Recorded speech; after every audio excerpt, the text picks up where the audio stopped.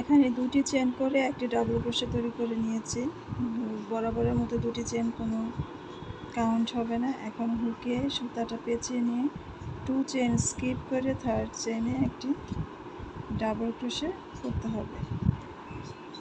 Double crochet করেছি। এখন এখান থেকে 5টি চেন নিতে হবে। 2 চেনকে ধরতে হবে একটি ডাবল ক্রোশে এবং 3 চেনকে একটি স্পেস হিসেবে নেব। নিয়ে এখান থেকে হুকে একবার সুতাটা পেঁচিয়ে এটার ভিতর থেকে নিয়ে এসে এখানে একটি ডাবল ক্রোশে করে দিতে হবে।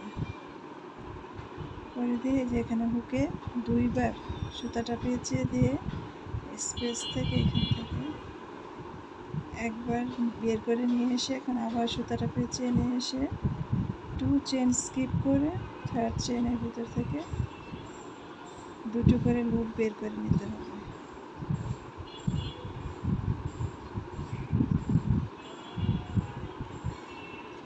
আবার 3 চেন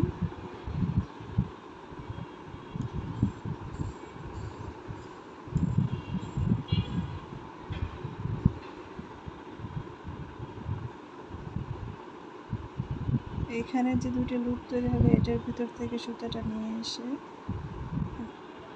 এখানে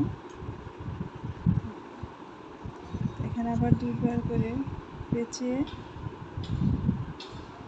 এটা আসলে বললে বোঝানো যাবে না, এখন এটা খেয়াল করে দেখতে হবে।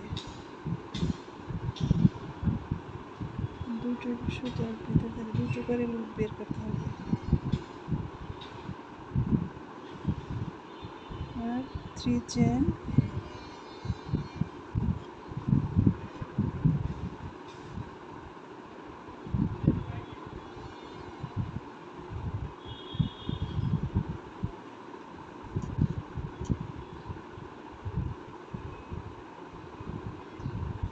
একবার বের করতে হবে। এখানে 3টি লুপ রাখতে হবে।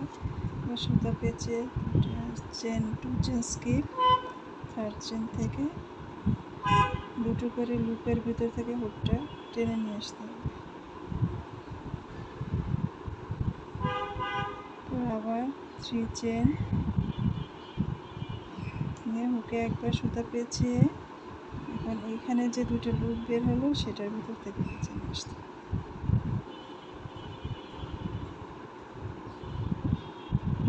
এখন এইখানে সুতাটাকে 2বার পেঁচাতে হবে।